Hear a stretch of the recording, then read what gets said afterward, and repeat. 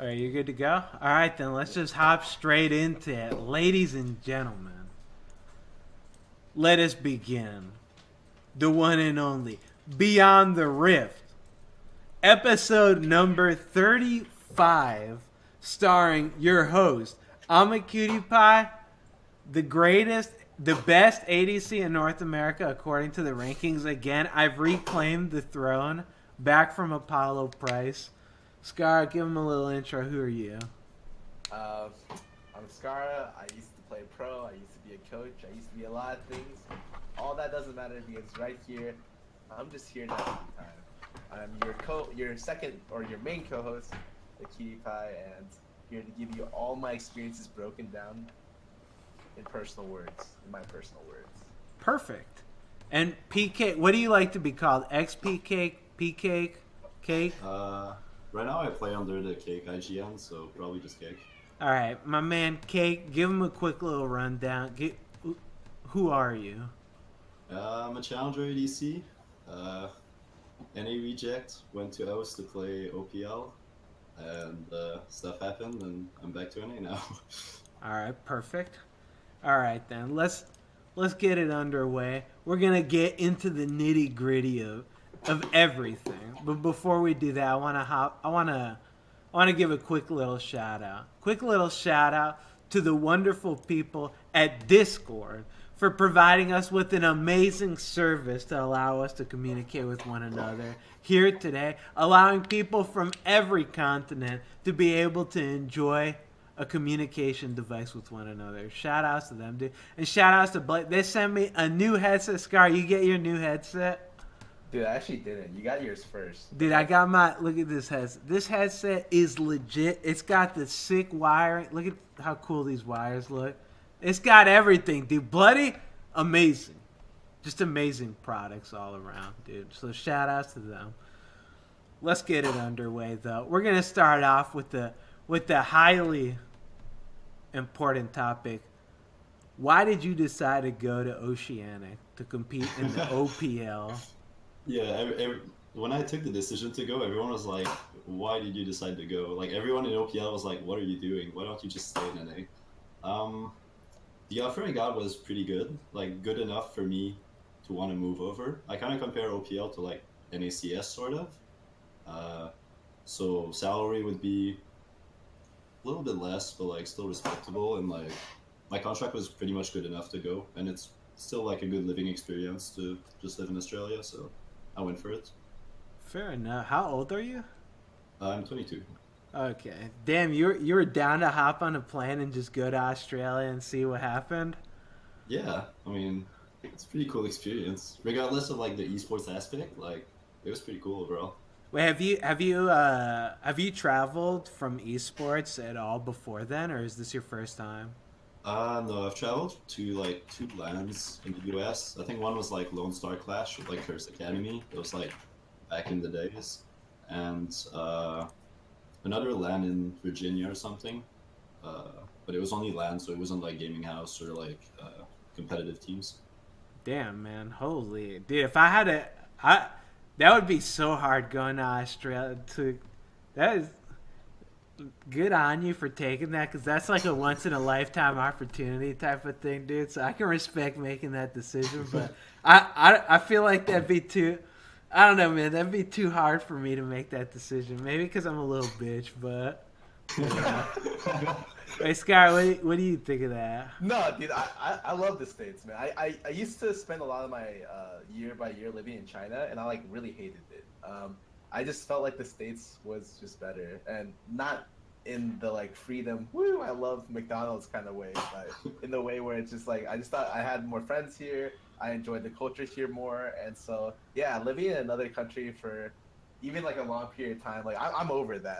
I'm comfortable just sitting here on my ass in my apartment every day, and I love it. Yeah, how long were you in it was Australia, right? Yeah, I flew December 2nd, and I came back, like, 2 days ago. Damn. So, 3 months or something. Yeah, 3 months holy and a half. shit. Wow, I thought you were gone for so much longer. What the fuck? Wait, I thought you've been gone for a fucking eternity. Damn. No, I pretty much only played 4 weeks of OPL, Huh. Jesus. and then I came 4 weeks, and then you make the biggest oceanic drama ever. in Yeah, the that was quick, entire man. I can region. respect that. Man, you're doing some good work over there. But 4 weeks is all I needed, so. Yeah, fair enough. Fair enough. I guess we'll just get in.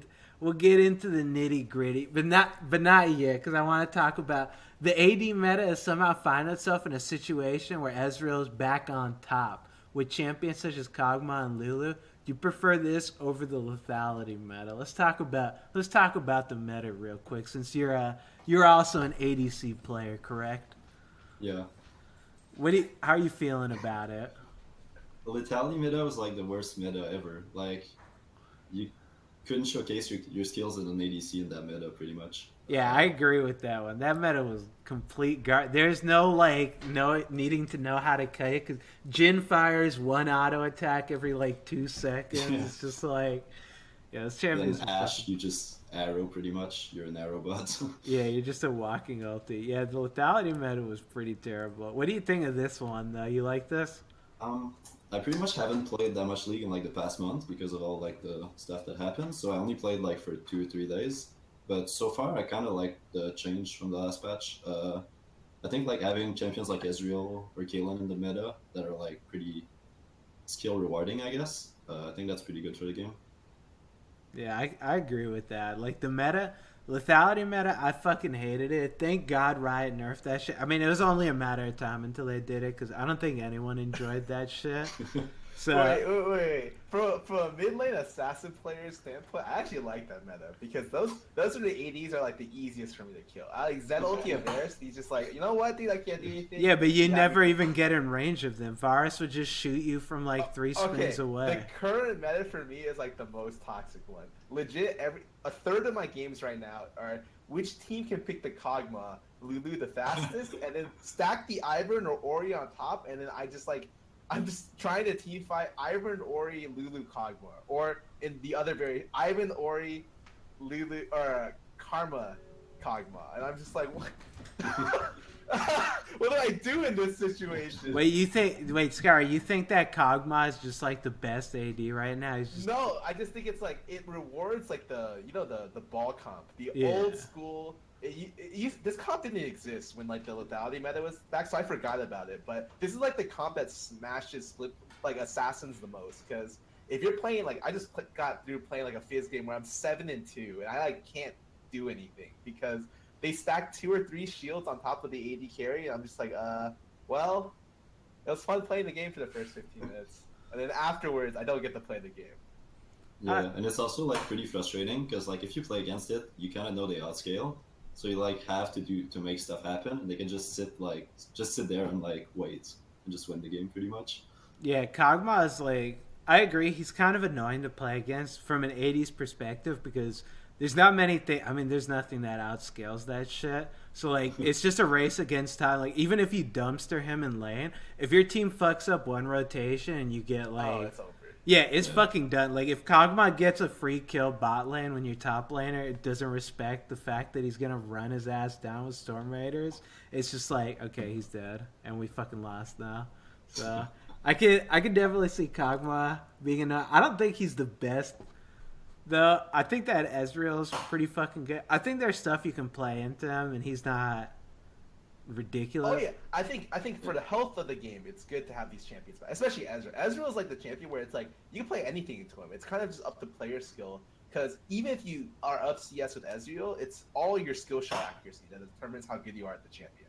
And so if your personal skill on Ezreal is low, I don't care. If I'm playing against a guy who's not that good on Ezreal, it doesn't matter at all. You could even if you're super fed, you could still flub a team fight. But if you're super fed and you don't flub the team fight and you have double buffs or something, Ezreal is the most dominant AD in the game, and I'm okay with that because he doesn't oppress laning phase because he can't wave clear or can't shove, so you can play the full spectrum into Ezreal, and he's okay, but he's still one of the best ADs. I think he's probably the best balance point in terms of who you want on top, if that's possible. Yeah, I can agree. I love playing against Ezreal too. Like, because half the time the people that play Ezreal are just auto-filled like mid laners. They're like, I don't know what to play, but I'll just play fucking Ezreal. Why not? It's just that champion's fucking garbage. Yeah, if you don't know how to play him, he's just like the freest lane to play against. So I'm pretty happy with this. Real quick, Kitty, can you raise me like the volume in general, both me and maybe Cake a little bit? All right, let me raise you guys up a little bit. But yeah, I can definitely. This meta is fantastic. Great job on this shit. I would say that the only thing that they can do to top this shit off now is to just nerf ninja tabbies, and like everything's like great job. You fucking salvaged this shit roll finally. So they do that, I'm happy, man. You guys got anything else on this? Nah, I'm good. All right, then. I think it's the next question you've been waiting for, Kitty. Next question, baby. Talk to us about your time in Oceania, the Tainted Minds fiasco that happened to your team. Okay, so do I just go from the start? You can. Yeah, because some people watching like have no idea. I don't know if Cuties followed the. I saw it. I saw it a little bit. I read a little bit. And the best part about this is like this morning, like Oceania. Riot released a news statement, and so like you might as well go in from the top and just TLDR for like a lot of the people here. Pretty much spent all night responding to them. So yeah, so went to OS early December. I'm not gonna go into specifics of like all the single issues that we had because like there's so many of them. So I'll just say that we had like a bunch of issues since we arrived. And for a month straight, like none of the issues were getting fixed. Like we tried communicating with like the org and like telling them, okay, we need to fix this, we need to fix this, because a lot of our stuff in our contracts weren't getting respected, I guess. So did that for the whole month of December. Nothing would get fixed. So January we started going to Riot to like ask them, yo, can you guys help us out, or like get a mediation meeting, or like because we wanted to try and fix all the issues before the season started, which was probably third week of January. We went to Riot. They weren't really trying to fix the issue, pretty much. They were just kind of stalling. So Riot didn't get anything done in like from the month of January to like mid-February. So then like it's been already 2 months and a half or something, or 2 months and like a week or two that we've had issues. So we just all decided to leave, and we terminated our contract legally with the help of a lawyer, but they didn't accept our termination, and they didn't want to remove us from the Riot database, and they pretty much told all the teams that they couldn't approach us as players because we're still in the database. We gave Riot like all the proofs that our contracts were breached and that we legally terminated them, but they didn't do anything about it. So at the moment we left, it took a month, and after a month of us trying to solve like everything privately, pretty much nothing happened. The organization was like through email, pretty much they were messaging us and CCing Riot and pretty much lying about a lot of stuff, and then we would give like both Riot and the org proof that they were lying, and still nothing would get done. So after a month I just decided to go public and like literally say everything. So here we are. Wait, so what was the... You said that Riot released something this morning, Scarra. What was it? They essentially released a like official statement, like a response to all these allegations, and it's so funny because the person who releases the statement is the person that is specifically like Cake talks about in his statement that is like the person that's the problem, right? He's like the guy who is like, this is the guy who has ties to the team, and he's the part of the main reason why like stuff isn't happening correctly, and he's the one who released the statement. So essentially it's a pretty big fluff piece, honestly. I went over it, and he talks about a lot of situations where it's like we're looking into it, we want to respect players. We do respect players, and like we want to keep like an outstanding organization. We are, and then like it says a lot of stuff. There's a lot of words, but it doesn't say too much. And so, but does it say? Was there any like? Well, was there any action taken or anything like that? Or is it just we'll see? It was pretty much we'll see, and like whenever other Riot or Tainted Minds would like respond to us or anything or do anything public, like the Tainted Minds statement, if you just look at the Tainted Minds statement, it's just a fucking joke. Like we tell there were medias releasing like articles about all the issues, and pretty much all Tainted Minds responded was like these players are still under contract and didn't address like any of the issues. They didn't put any facts or anything. So like. Yeah, I mean, I that sounds pretty much what I'd expect from like Riot. Like, I wouldn't expect them to actually do anything. Like, I don't know. Maybe Scarra can. What do you think? Because I wouldn't expect them to actually do it. Like, if something happens, that'd be fucking miraculous. Hey, good job, man. You fucking did it, Riot. But I mean, I think it's just strange to me because I think in North America it would have actually been a problem. Like especially, like, well, there were like situations with other orgs, and even like within the last couple of seasons where like this was a problem, and then Riot like was handled some of the problems, everything from like revenue to other stuff. You know? Fucking. And this was a problem dude. way back when like teams in season 2 didn't pay some players, and Riot stepped in a little bit and tried to help them out over there. And so I just think that like. The statement itself is really funny because usually what happens, like for instance, when Riot does a competitive ruling, at the very top there's a TLDR about the statement and like what they're doing, like what the ruling is. And in this situation, there's nothing. It doesn't tell you what they're gonna do. It essentially just tells you like this is our experiences on the situation, and that's it. We are in the process of reviewing the circumstances around why the payments were late. That's essentially like the takeaway from this statement. Dude, I don't understand. But if they could fuck Monte Cristo, and like, don't get me wrong, he deserved it. Why not go after Tainted Minds, dude? Right?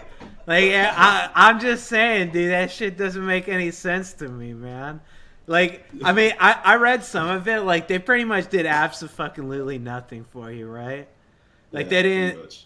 Yeah, like, Jesus, dude. I just don't know how the communications could have gone between you and Riot, whereas like.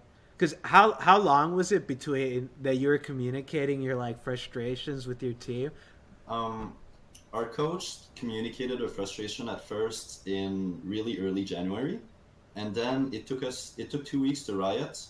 It took me to send another email to Riot raising all the issues, and they said, "Oh, it was only the coach sending the issues. We couldn't act on it.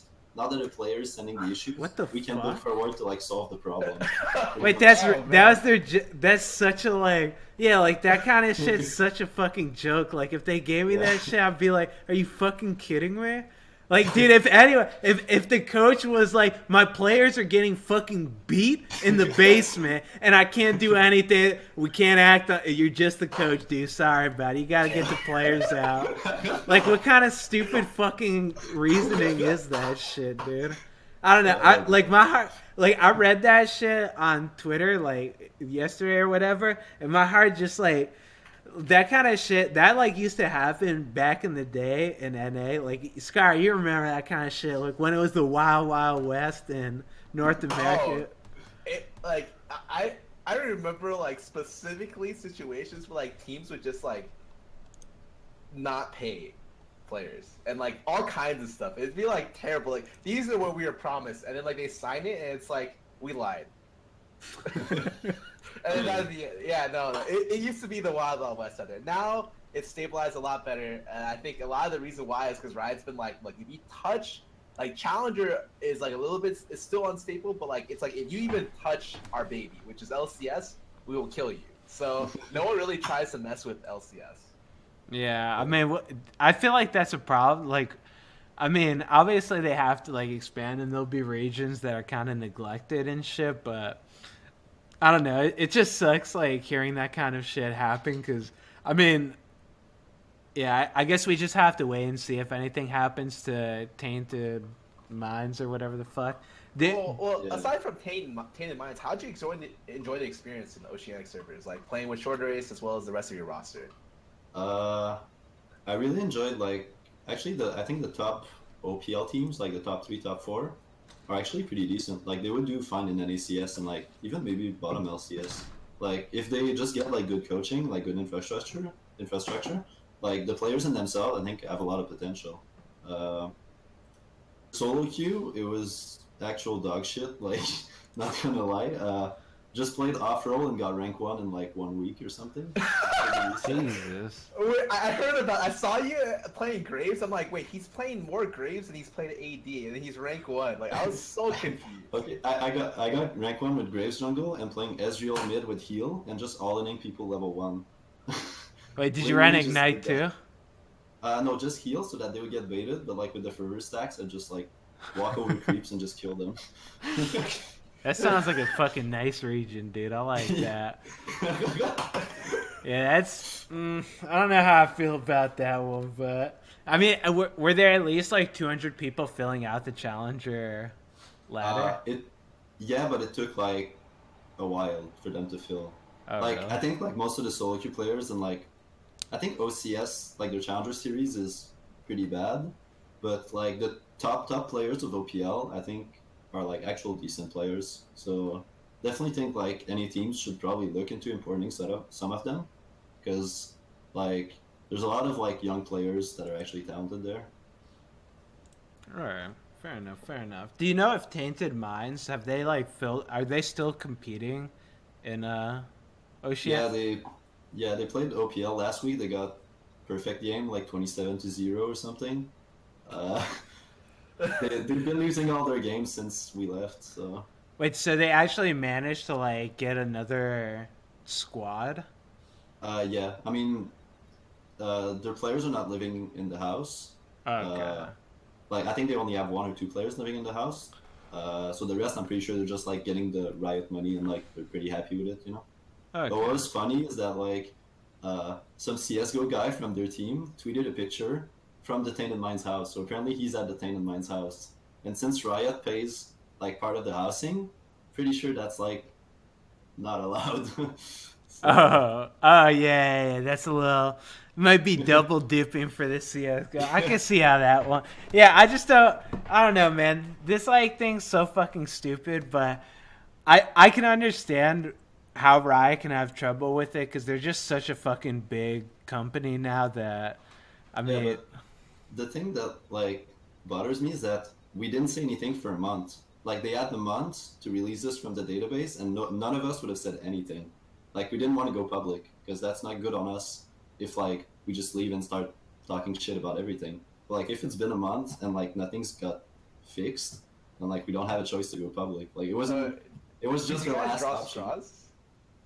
What do you Did mean? you guys draw straws to see who would go public? Like it was just like everyone sits down in their room, like, take one out. It's like, oh, Jordan Race, like yes, it's not me. You know, you're left with like the last one. You're just like, all Yeah, right. I think it was actually the opposite. I'm like the one that's most pissed about Riot, so I was like, okay, let's fucking go. yeah, I can understand that, man. That sounds like a pretty shitty situation. I mean, hopefully something happens with it because I mean, if nothing happens with it, it'd be pretty disappointing. And Yeah. hopefully the person that was like fucking that you said was had ties with Tainted Mind, something happens with that shit. But I mean, realistically, I don't think that anything's gonna happen to that guy. Hopefully something happens to Tainted Minds, but we'll see, we'll see. Because yeah, that kind of shit used to happen all the time in NA, and it was just like I'd always feel bad for the players. I can't remember off the top of my head what team it was, but there's so many teams that didn't get paid back in the day, and I don't even know if they ever got paid. But Even recently, like when Tip got kicked out of LCS, many of their players didn't get paid, and like Tip was able to sell the spot and not pay like the amount that were owed to the players. oh So, really? yeah, Oh, what the like fuck? some of the ex-Tip players are still owed money to this day. Yeah, it's just that kind of shit's so stupid, man. Like, I mean, because I remember even when I was on Dig, dude, Odie was my boy, but when when he paid me late by like a month, I'd just be sending like email, where's my money, Odie? Where's my money? Send me my money. Where the fuck's my money, dude? That kind of shit like bothers me so fucking much. So like, I mean, I can understand how like new players, because like you kind of have to like, you just have to Fight for deal it. with it. Yeah, like it's just like what can you do? Like if you want a chance to like shine and like this is your opportunity, it's like, well shit, I guess I'll just bite the bullet and deal with this shit ass organization. Well, the Yeah. only good thing about this so far is that usually when stuff becomes like super popular, like the main writers in North America are just gonna be like, "What happened to this region?" And then they'll investigate. And so like probably more unlikely, like after a really bad situation, that like stuff gets better. But it just sucks that you guys had to be like the guinea pigs, the guys who like got screwed. Wait, hasn't Oceanic always been like a Fiasco? Like whenever I see Riot rulings or whatever on Reddit, it's always Oceanic. Is that not like? I don't know much about the region, but is it not like the Wild West over there, just a fiesta? Yeah, I mean, it was their first season with gaming houses as well, so it's pretty much like season 3 in NA. Oh, really? Oh, Yeah. Jesus. Yeah, I can So, see yeah. how that'd be. Not the best, man. Not the best. But hopefully something happens with this. Hopefully Riot gives a shit, but we'll see. Scar, you got anything else on this? Nah, I'm good, dude. All right, let's move on then. Let's go to... We tend to talk down supports all the time on the show, but never really clarify what makes a good support player. What are the good qualities for a support? So I'll start out. I'd say for a good support, like being able to just know how to aggress and like play off of your AD, because a lot of the times you'll see like your support will, like, I'll have a Lulu on my team, he'll like shield the enemy support and then Q him, and it's like I want to go in for one more auto attack too, and then their support AD just pummels the shit out of my Lulu for that extra auto attack. He just completely loses the trade, just fucking slaughtered. It's like, well, shit, dude, maybe you shouldn't have went for that extra auto. That might have been a little greedy. So I feel like knowing, because it's easy to play safe, and like anyone could just fucking AFK the lane. Like I could just pick Ezreal every game and just shoot Qs off from a mile away. That doesn't make like a good AD. And I also don't think that makes a good support. You need to know how to like be aggressive, but at the same time not be an idiot. But Yeah, you need to like judge when your AD is walking up like past the wave to just like start trading, like to Yeah. know when like you have to do it as a support, pretty much. yeah, because that's like one of the worst things in solo queue too. Because in solo queue, I feel like the best play style is like a very like reactive, defensive. You don't want to play too offensive because you have to kind of go off of your support. Like if you go up, like I'll like inch up and it's like, okay, is my support he's not doing anything. All right, let me back off a little bit. I'm gonna go up again. Oh, he's not putting a shield on me or anything. All right, I'll just wait for the next trade. Then like you kind of have to, like you're kind of forced to play with your support. So it feels so good when you have, like when you get a player that knows how to play Karma, for instance, and he's just on their ass 24/7 with like autos, Qs, just shielding himself, just beating them down. It's like, well, shit, dude, I don't even need it, dude. I'll throw some help over here if they try fighting you, but I'll just fucking farm. Like that shit feels great, but you don't get that too often. Scar, what do you like in a support? Before we get to that, like, how often is not too often? In your average solo queue experience, how many 10 games? How many good supports do you get? Good support? Yeah, maybe 1, 2, maybe if I'm lucky. I mean, I don't play AD in solo queue. I just play mid and jungle. Like that's what I did in OS because like it was literally a waste of time. Like, yeah. if I played passive, I just would not learn anything. And if I played aggro and my support would not walk up, I would just die. And like since I play super aggressive, I would just like my Smurf in O's, who was in Challenger, I had 9 deaths per game. I can respect that, dude. So yeah. Yeah, ADC's like get supports often. Yeah, ADC is just because it's just such an unforgiving role. Like you can't afford to fall behind, because if you fall behind the item curve and let's say like their top laner starts getting strong, if you don't have items to deal with that shit, like if they have a Renekton and he starts getting fucking, he's got his ninja tabbies, he's pretty much god to you now. Like you're never gonna touch that champion. If you die once in lane, it's just over for you. So you just have to avoid that at all costs. And I don't think it's probably like 2 out of 10 games that I have a support that I'm like, damn, dude, you're doing great, man. I don't even have to do anything. But usually I just, like for right now, I just play Mordekaiser. I just play some brainless shit, and I just tell him, like, play Blitzcrank. I don't even need you to land a hook. Just fucking stand there and, like, be threatening. Because that's like, good enough. Because, like, with Karma, you actually have to, like, hit skill shots to be a threat. With Blitzcrank, it's like, oh, he's got hooked. Let me just back the fuck off. I don't want to get hit with this thing. So, yeah, I don't know. I don't play with that many good supports, it feels like. But, yeah. Scar, what do you think, though? Come on, man. I know you got an opinion. The bot, like, the bot lane itself, like this is so weird. Like I'm always the type of guy that's like, look, it's my fault. I died there, and like we messed up. My team's feeding, but like, yeah, maybe I could have played this situation better. But bot lane is the one lane that I go to that I just have like super high expectations for my laning partner, and for no reason. I don't know why. And so it's like if I go bot lane, I'm just like, oh, Karma missed like 3 Qs in a row, 2 empowered Qs and like a normal Q. I'm just gonna be like, this game sucks. Yeah, that's. I can kind of understand why like AD carries and junglers are typically the most toxic roles. No, I mean no offense, I know it.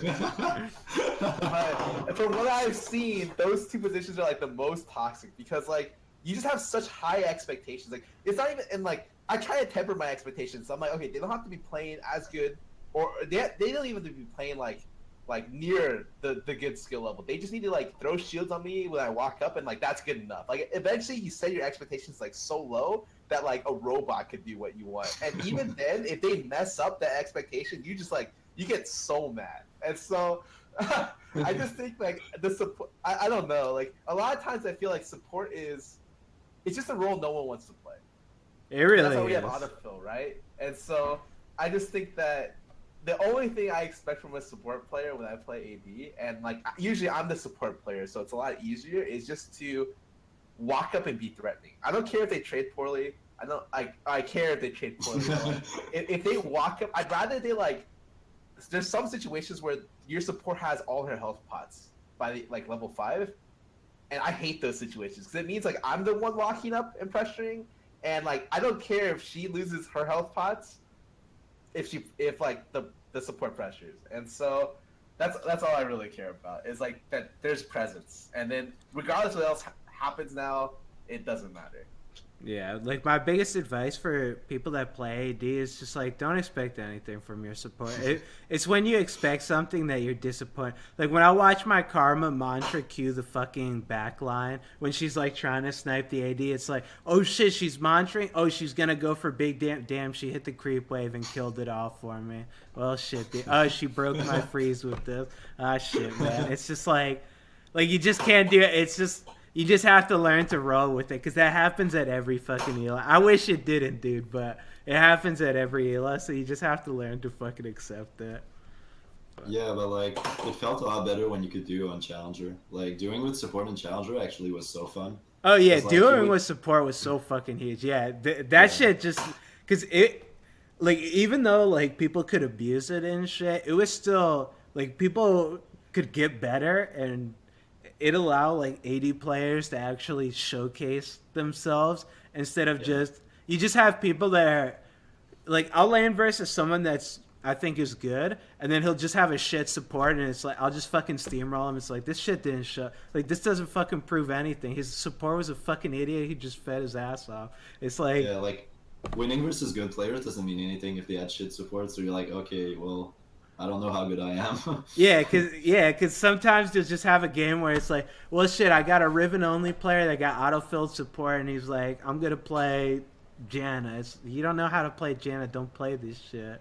It's just some monkey shit. I don't know, man. I think that a good support player, I love having a good support player, and I think that, honestly, I feel like support's it's not one of the easiest roles, but I feel like for a player, if they really want to go pro, it's one of the best roles because there's not many support players that are good. Like I don't know how else to phrase that. There's not many support players that are good. So if like your ambition is to like get on a team and stuff, playing support is definitely a good way to do it because it'll just help you out tremendously. And I kind of wish Riot would reintroduce duos, at least for bottom lane. Like don't let anyone else do it other than bot lane.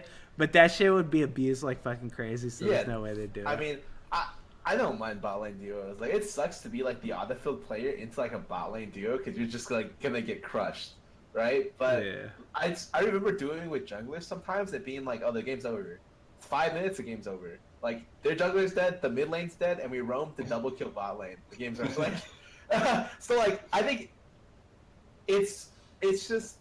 A lot of the fun factor kind of disappeared from ranked, and so I was one of the people. I don't deal with that much in general, but I understand why people play ranked less because this like it's not that enjoyable anymore. Like you play to like have fun with another person, but when you just play by yourself, like that's not really a big motivation. Like when you look at a lot of the pro players right now, no one plays because the ladder is bad, and part of the reason why the ladder is bad is it's not fun to just play by yourself all the time. It really like only some people can do it, and like a lot of the other people need like some more incentive to do that. And so while I was one of the people that like strictly was like, dude, yes, we should have only single roles, one person plays solo queue, and that's it. I wouldn't mind if it came back to people could duo because it just feels like a lot of people don't have that much fun playing the game anymore. Yeah, I mean, I feel like the reason a lot of people don't play is because people are fucking bad in solo queue. That shit's fucking frustrating. Like, I know if I play, dude, any role you play, like, every role is relying on someone else. Like, if you play jungle and your mid lane's a fucking idiot and then you just get invaded on by their mid lane, it's like, come on, dude. If you play fucking mid lane and your jungler's an idiot, he gets killed on a gank, and it's just like, the fuck do you want me to do for you? Bot lane if you get monkeys, top lane if you get monkeys. Like, every role is pretty unenjoyable solo. And like for a lot of people it's so hard to like for me, I just expect nothing from anybody. When people just start feeding their ass off, like unless it's just like so astronomically stupid that I can't even comprehend it. Like sometimes I'll admit, like sometimes it's just like how like Blitzcrank will be face to face. Someone's against a wall. He'll miss the hook. It's like, just, like how can you miss that? You don't even have to throw. He just fucking walk up and power fist them. But I don't know, dude. Yeah, solo queue, it can be pretty frustrating. So I can understand if they made it duos again, I wouldn't mind it. But I feel like on this topic, I feel like they should do like some kind of ESEA shit. You know what I'm talking about? Just like an in-house league or something. That would make solo queue so much more competitive, but I don't know if that'd like actually work, if people would compete in it or not. So yeah, who knows, dude. But we'll go on then to the next topic. What's the average skill level in comparison from NA to OPL, and how are there any players that impressed you when you played against them? In terms of skill level, well, as I said, it's pretty much like I consider OPL as like probably top NACS, bottom LCS level, because they don't have infrastructure, and I think they could be kind of competitive in LCS if they had like like qualified coaching staff and like actual resources to play the game, I guess. Players that impressed me, I think Preydet. He's a top laner. He was a top laner. He's like 17. He was pretty much like a fresh solo queue player. Almost no competitive experience, and I think he's been doing pretty well. Like his macros improved a lot, and I think he's good. I think Lost, who's the ADC for Legacy, I think he's like a pretty strong player.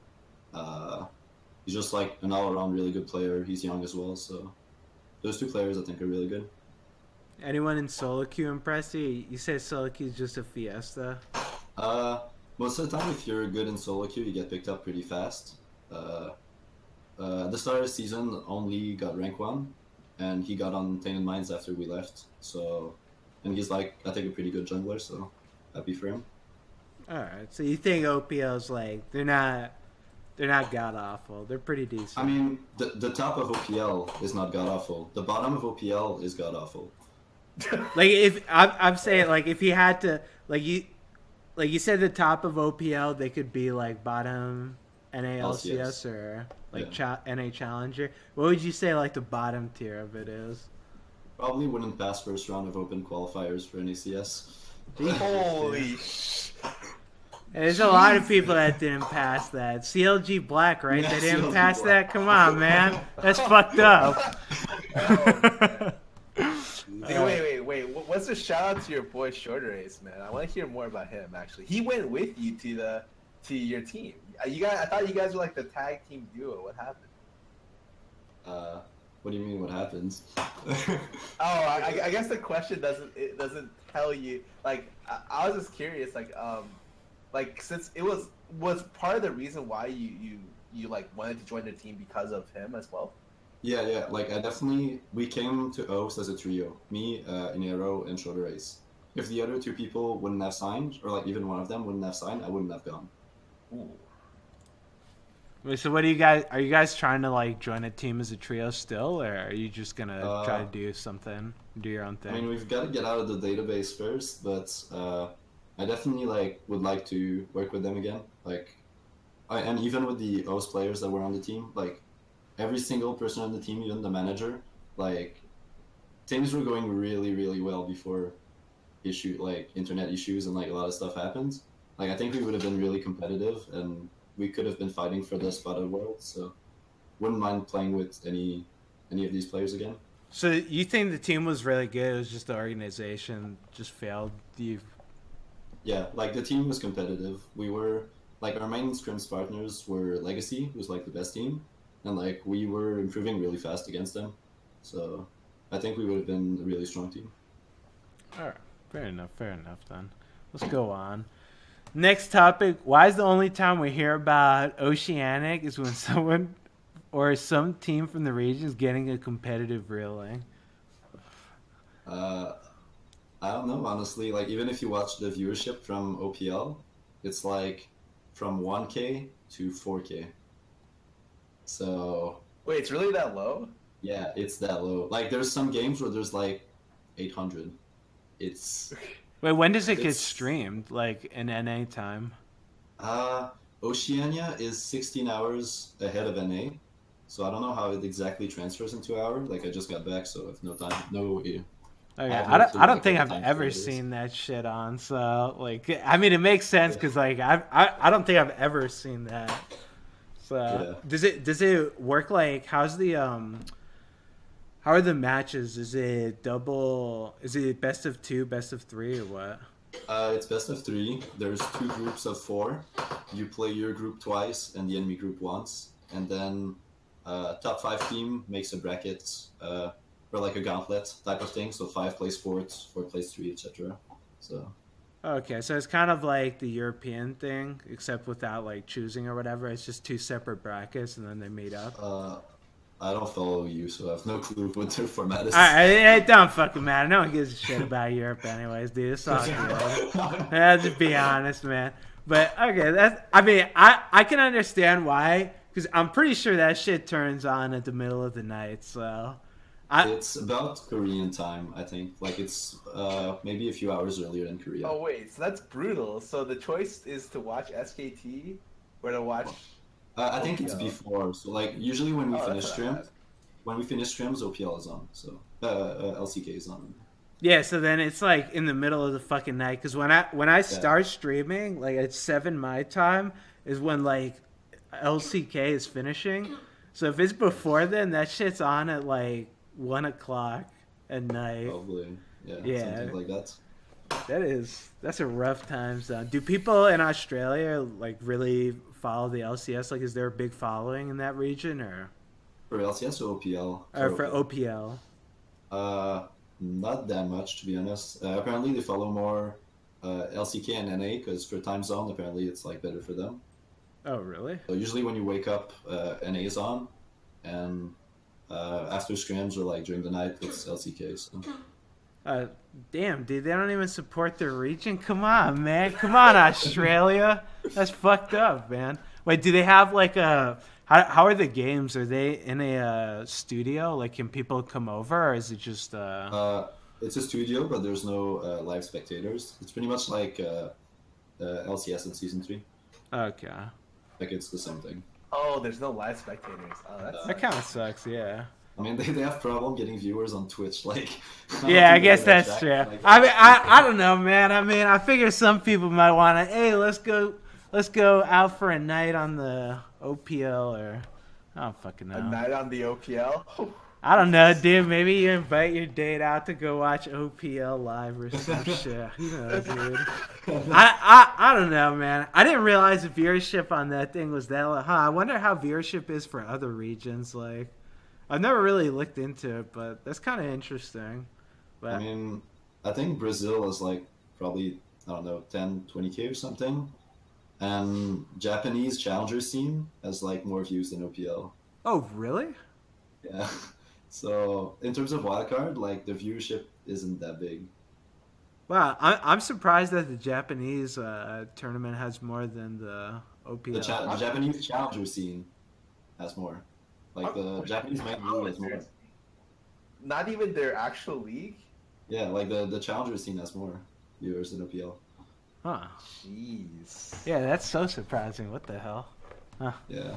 That's interesting, though. Whatever, though. Let's go on. Let's go to the next topic. Twitch is currently streaming 800 plus episodes of Power Rangers at the moment following the success of Bob Ross. Which TV show would you like to see Twitch stream next? Since Scar, I know how much of a fan of Power Rangers you are because you put this question up. Scar, what do you want to see next? Reboot. What's Reboot? Wait, really? It was God, I don't even know where it started. What I'm gonna Google it. It's 1994. Wait, I just Googled it. What is this? It's. Oh wait, no, maybe I think I've watched this. What was this on? Maybe I This just on... have really like strong nostalgia. Like I'm just looking at this show through like rose-tinted goggles. I'm just like, you know what, dude? I'm down for Reboot. I think the show was pretty good, but maybe it didn't age well. Maybe that's it. This show looks god awful now. I remember this show, but it looks terrible now. I don't know about this one. Yeah, I'm gonna go with the Negator on that one. Cake, give me a better one than that. What do you want to see? I don't watch many stuff in English, but I guess it'd be pretty funny to see like SpongeBob or some stupid shit like that. Yeah, SpongeBob would be pretty good. SpongeBob would actually be great. Yeah, that'd be pretty sick. I have no like fucking TV shows that I'd want to see on Twitch. If I want to watch TV shows, I'll just fucking turn on Netflix, dude. Yeah. But what about the Twitch chat, dude? That like makes the TV Dude, I get show. Twitch chat every day. I get these stupid fucks telling me this stupid shit every day, man. I don't need any more of that shit. But yeah, that's just my opinion. We'll go on now to the final thing. Let me ask you, Cake, you ever do a live question and answer before? No, I have not. All right, let me give you a quick little rundown, baby. We got a live question and answer. You got to hop on Discord, ladies and gentlemen, using the link down below. You're going to want to follow it. It'll take you to the Beyond the Rift Discord channel. You hop in the text channel titled Ask Questions here. You type in your questions, dude. You got questions, baby. We got answers. So let me go ahead and get right into it. Let me see. Oh, this is a good question to start off. Junger, at Scarra, do you hate Riot as much as Cutie? Oh, what? I don't think it's possible, dude. Cutie hates Riot. Hate is too strong for me. Sometimes I don't like. Okay, let me rephrase the question then for you. So at Scarra, he says, Scarra, is the money that Riot's paying you because they keep using you for the fucking broadcasting enough to make you say that you don't hate them? Holy shit! No, it's not enough, dude. Okay, so you hate them still? No. Let's not go with that. They're still paying my bills a little bit. So let's go with like maybe I dislike them here and there about some of the they're things. tolerable then. Yeah, they're tolerable. I like it. Okay, I can respect that. Eternal Lowly wants to know, Stormborn Pact has been out for a while. Has your opinion changed on it? Do you think it's worth taking over the other support masteries, or is it still trash and desperate need a buff and another rework? I think that mastery sucks, in my opinion. Like, I don't think it's good on support, because I'd much rather, if I had a tank support, they take Courage of the Colossus, because it lets them, like, tank more. Like, the stupid rune that they put on people, it heals me for, like, 10 health. I don't care about 10 health over 2 seconds. That shit's not saving me from anything. And it's not going to make my trade magically better. So, I don't think that it's good for support. I think that it can work on junglers, because 5% life's a fucking lot of life. If you're just, like, immediately stacking health. And with Cinderhulk, it's even more health. But for supports, I don't like it. What do you guys think? I think it's okay. I haven't tested out, so I don't really know. Oh, okay. I think it's okay for stuff like Kench. You like Kench it for and Tom? Olaf. And then I think about the supports. I'm just like, I like them on some junglers, but that's like not what the question is. I don't know. I think it's a keystone that enables certain champions to have very bad keystones to see better play. So I think it's okay. So like, but that's about it. Like it makes Olaf like have a keystone he'd want to take. It makes like Mundo top have like an interesting keystone. It makes like Kench support better, but I don't think he needed to be that much better. So it's like it unlocks like maybe like 3 to 6 champions, and then it even with I say only that's still better than the old Bonus Stone. So I guess they did a better job. Yeah, Bonus Stone's fucking useless. I don't think anyone used to take that thing, so we'll go to the next one. Chris at Scarra, with the 7.5 nerfs of LeBlanc and Rise, do you feel the meta will shift to Vlad and Swain being top tier mid laner? I've seen so many fucking Vlads, dude. Like every It's not game. Swain, but Vlad. Yeah, Vlad's making a strong comeback because everyone's playing Ahri right now, and Ahri and people are starting to pick up like Victor, and Vlad does really well. And Vlad was the original Ahri counter pick. Before when Ahri was like as strong as she possibly could be, Vlad just like dumpstered her, and so. Yeah, I've seen a ton of Vlad recently, and he's really obnoxious. He's really good with like the current like support meta, where you throw an Ivern shield on him, and you throw like a Lulu speed up with like a Lulu E on him, and he just like dives the backline and 2 hits the AD. So yeah, Vlad's pretty annoying. I think Ori is just God right now. So Ori, Ahri, are like Jace, Vlad are like probably the top picks in mid lane, with like a couple that I'm missing. Can't think of off the top of my mind. All right, fair enough. Joe wants to know at xPecake, and my man Cake, who's the better ADC, QD or double lift? Eesh. That's a rough one. That's not rough, dude. If you look at the ladder. All right, Speedy. All right, cutie, there you go, man. There's your answer, Joe. Hope that one satisfies you. Steve, how come you say that there's no huge skill gap in LCS Pro Play and it's all team-oriented, but when Double Lift joined Team Liquid, you said there would be a 5th-place team? At Scar. He's just going to at you, dude, after that one. Wait, what was the first part of the question? You say there's no huge skill gap in LCS Pro Play and it's all team-oriented, but when Well, Double... I didn't say that. Wait. Someone quote me on like someone like bring me back. Like even if I did say that, like I probably had a longer explanation, but I said it as like a one-off statement. Like I think team play is super important, but like there's like a gap for individual skill as well. Like I'm not gonna be like, you know, Arrow to like the last place AD carry in the league are like the same player. Like that's just not true. It's like be like saying if like Faker could like be comparable to like the last place person like in a challenger or some shit like that. Like I don't think I've ever said that. I just think that teamwork is way more rewarding than individual skill is at the moment, but it doesn't mean that you can't shine individually. Yeah, like I've said that in LCS, like team play is like the most important thing. But there's like top 6 teams, team play is important. For everyone else, it's just like who can out-mechanic the other one because they're all fucking awful and they're like it's just a fucking Fiasco. Like there's no team play at that point. It's just about like being able to just not get Fiastoed. So I mean, I feel like Double Lift joining TL, like even though individual skill isn't like what's gonna take you to the top, like you can't just get fucking the best team in the world off of solely individual skill because you have to play as a team to be the best. Like you could definitely climb LCS ladder if you're better than your opponent. Yeah, but I think it's not like through Double Lift individual skill that it's gonna matter. It's just like the way he works with a team. I think is like gonna matter a lot more. Yeah, like the way you work with like I stress it every time. Like team play in competitive is the most important thing. It doesn't matter if you're like the world's best fucking mechanical player. If you're just a shitty teammate, you don't say anything. You're just a fucking vegetable that just stands there and like doesn't communicate anything. You just do your own thing. You're gonna fucking lose every game because you're just gonna get 2-man when they're like, this fucking idiot's off on his own. He isn't communicating anything, and it just doesn't matter if you can like outplay stuff because you just get clapped. So. I mean, I think Double Lift will definitely help TL. I mean, hell, they can't get any worse than Young Bin. So, yeah, like, I definitely think it'll help them, but, yeah, we'll see. Let me see now. My man wants to know, Weekend, my boy, what's the best build on Jhin? PK, I'll let you take it.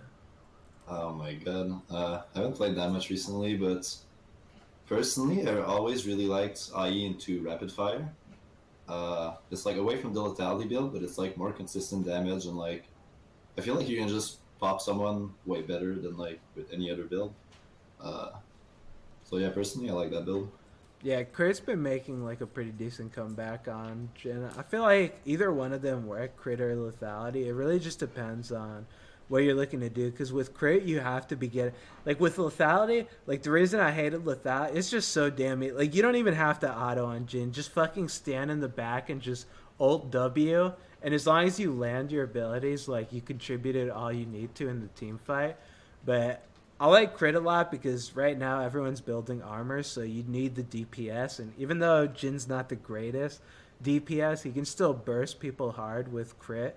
And I mean, he DPS is still pretty decently. So yeah, I think it just really depends on what you need out of the Jin.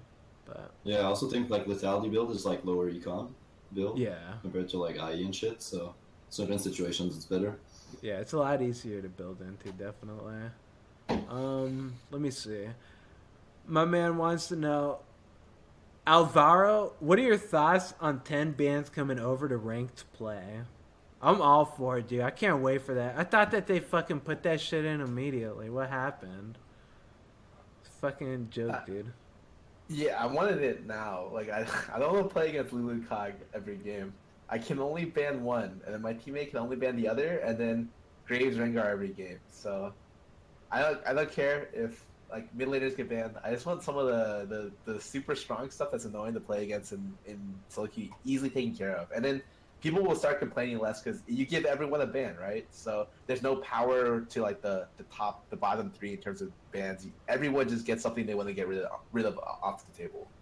Yeah, I think 10 bands would be great. Abraham, if you had to play with one support player for the rest of your life, who would you choose at Cutie and Cake? If I had to play with one support player for the rest of my life, I have no idea, dude. I don't think I could just like. I don't know. If I had to play with one, it'd have to be with someone that I've like played with a lot already. I can't just be like, I'm just gonna pick like some fucking random dude off the top of my head. Like, I haven't played with a support duo, so I couldn't pick one. Cake, who would you pick though? I'm hesitating between Lemon and Cake and Ken. You want I Lemon think or Execution or Ken? yeah, like I've been playing a lot with those two for the past like 2 or 3 years. I think they're both like really smart player and like they know how to think outside of the box, I guess, which is something I think is like really good as a support. But I don't know which one I would choose, man. Hey, come on, dude. It's You gotta hard. pick one. Pick one, man. Well, Lemon's already got Altec, dude. You gotta. You just. All right, I'm with Ken then. Alright, fair enough. Fair enough. I actually love Ken. He's great. Yeah, He's actually I think super funny. Wait, didn't he used yeah. to be on your team, Scarra? Yeah, for like a small period of time, and then he chose another option, and then Oof. we got our AD carry banned for toxicity. So we just had like a completely we had our like Oh, top that lane was switch to support, and then like our AD we had picked up like someone from the solo queue ladder like the last week of before our qualifier match, and I was just like, well, that was actually against me. I remember losing to. Oh. We lost to Stixley, and then the day after he got banned. Holy shit! Yeah, that was just, I guess, unfortunate for us, dude. Yeah. Toxic AD carries, man. What can I say? That's the classic right there. My man Ven. For the final question, Ven wants to know. We'll close it with this. Do you think trash talking is healthy for the professional scene, or is it something that should be left in solo queue? I feel like trash talking, it definitely makes it more interesting. Like, it just, without trash talk, it's like no fun. Like, there's no, I feel like for the pro scene, like, obviously high skill gameplay is important and shit like that, but like ultimately people watch because they want to be entertained, and like that kind of trash talking is like entertain. Like when Double F try to trash talk me. I mean, it was entertaining because it was so cute because I humiliate his ass every time I play against him. And, like, he's like 200 points below me on the ladder. So it's just like, it's like funny. Like, this guy's a comedian, dude. Like, he's a really funny guy. Like, people like that kind of stuff. So I feel like trash talking is pretty healthy for the professional scene. But, Scar, what do you think about it? I always think it's so funny because this is coming up because of Gilius trash talking. Oh, yeah. The other thing is it's just like I don't mind trash talk, but like understand if you do it, you will get back if you do it and you don't come out like ahead, you'll get shit, like a lot of shit. Like as long as you understand that and you're okay with that, like a lot of people think they're okay with the backlash, and then when they actually get like, whoa, I just said this guy was garbage and I'm better than him.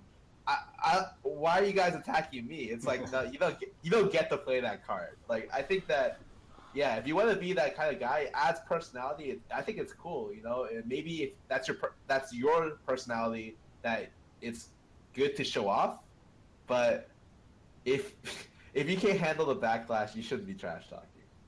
Yeah, and like as a pro player, you're not gonna be like, you're not gonna care if anyone else like trash talks you. Like, if you care about it, it's pretty bad. Like no pro player is gonna care about it, so it's just like fun for the fans, I guess. Like no one's gonna take it personal in LCS or anything, I think. Yeah, like if They shouldn't. Yeah, like if someone starts trash talking, like if tomorrow like Stick says like Double Lift sucks, I don't think Double Lift's gonna be like, I'm writing him in my death note, dude. This is you're fucking done, kid. You don't fucking say I suck, dude. Like that shit doesn't happen. It's just like people like it. I like it. I feel like it adds like a story to the game because usually it's just like these two teams play against each other. All right, they fucking won or lost. Cool, dude. Great game. Let's go to the next one. Like, at least it's like, oh, shit, he got his ass beat her. Oh, shit, he beat his ass like he said he would. It's like, wow, that was exciting. Awesome, dude. So the best thing is, like, Ryan knows this stuff. So, like, when you're doing, like, the pregame questions, like, they'll try to word the question to where, like, you'll get a good response. So it'll be like, oh, Double Lift. So, your biggest rival, Keith from Echo Fox, you're playing against him today, and you've talked to him about how he's way better than you. What are your comments on the matchup? And Double Lift will get like red in his eyes, he'll get so outraged, he'll be like, me against Keith, dude, I'm like 20 times this guy, and he'll just go off, and Ryan would just be like, yep, we did it, dude. It's so easy. Yeah, Ryan's so good at baiting, dude. They do that shit all the time. I remember, they'd always be like, you talk so highly of this player. It's like, no, I don't. I think he's horrible. And then they'll just they'll cut the beginning part of it, and it'll just get the part where I think he's horrible. And they'll just play that clip, and it's just like completely out of context. It's like, come on, man. But that's that good shit, dude. That's what Ryan needs to do more of because it definitely makes the scene more interesting. So I'm all for it. Good shit on that. But anyways, dude, that's going to conclude today's episode of Beyond the Rift. So thank you. Let me thank my friend, Cake, for joining us today. Thanks for being here, dude. If people want more of you, where can they find you? Cake lol _ on Twitter and twitch.tv/cake lol _. I'm probably going to stream like soon, I guess. All right, fair enough. Scarra, thanks for being here. If people want more of you, where can they get it? Scarra on Twitter, Scarra on Twitch. I'll be streaming right after the show, so if you want, swing on by. If not, no big deal, dude. Have a nice day.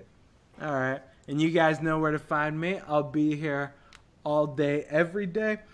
Make sure to tune in next week, same time as always, for the next episode of Beyond the Rift. We'll catch you on the flip side, ladies and gentlemen. Have a good one, and we're out now. Goodbye. Bye. Peace. All right. Perfect, dude. Way to go.